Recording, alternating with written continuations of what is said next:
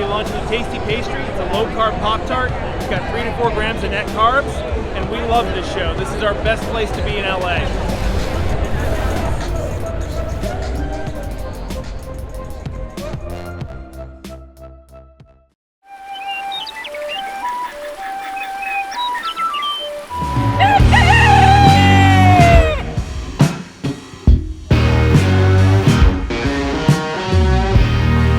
Welcome back to Legendary Foods Muscle in the Morning. I'm Dave Palumbo, and today is Friday, July 23rd, 2021. And let's find out what's going on in the world of bodybuilding and fitness. Ladies and gentlemen, you've heard about it, you've read about it, you've been waiting for it, and now it's official. We are less than 24 hours away from the Chicago Pro, and Hunter Labrada is coming in hot. According to Labrada, this has been the most perfect prep of his career, and he feels like he's at a point now where he can dial it in more so than he ever could in the past.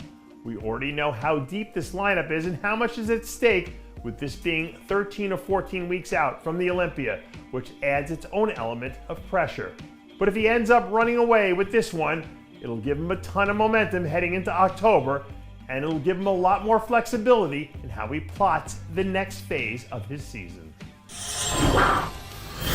Outside of Hunter Labrada, we can't talk about the top contenders in the men's open here without mentioning Roelly Winklaar's name.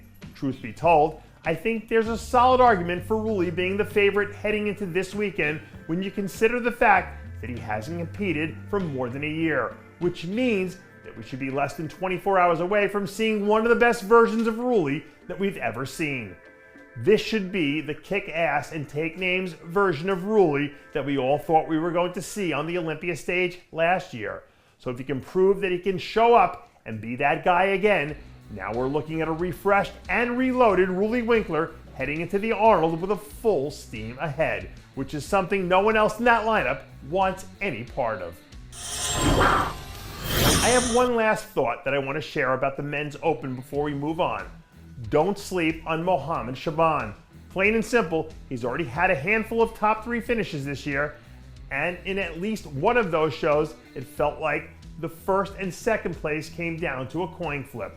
And it's not like those were cupcake lineups either.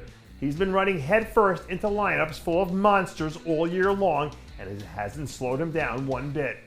And when the final numbers are all tallied here, I wouldn't be surprised if we saw his name up there landing in the top 3. Since I just mentioned Roelly heading into the Arnold a few minutes ago, I figured that we might as well jump right into this update on William Bonac, because the reigning and defending Arnold Classic champ has been on a roll lately. The updates we've seen coming from William's camp over the last month or so have been hard to wrap your head around, especially when you take where he was at the start of this prep into consideration. Within a matter of weeks, it looks like he's turned into a completely different person. And the man we're looking at now looks a whole lot like the one we saw march into Columbus, Ohio, and take no prisoners on his way to winning that title last year. And here's the craziest part about the whole thing. It's only July, and his best version is a puzzle that other people just haven't solved yet. And that does it for yet another edition of Muscle in the Morning. I'm Dave Palumbo, reminding you to always be true to your passions.